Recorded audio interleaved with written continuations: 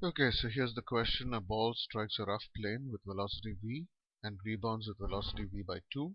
If the angle of incidence is equal to the angle of reflection, then the coefficient of friction is, and we've been given four options.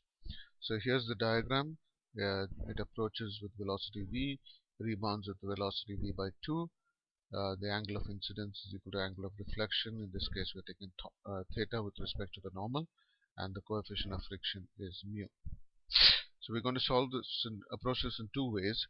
We're going to find the effect of the frictional force, first using just the normal reaction, and the second using the change in velocity in the direction of the friction. So the average normal force is simply the average rate of change of momentum in the normal direction.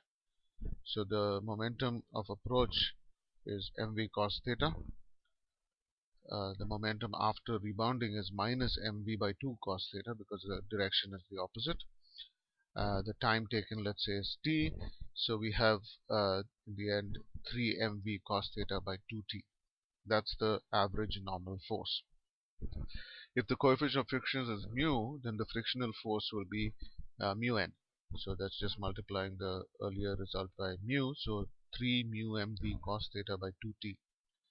And since this has taken a time t, the impulse of the frictional force will be frictional force times t, which will be 3 by 2 mu mv cos theta.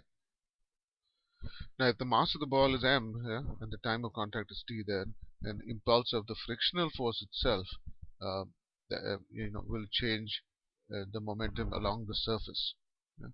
So frictional force times t will be the change in momentum in the direction of the surface. So that's mv sine theta initially, and then mv by 2 sine theta finally.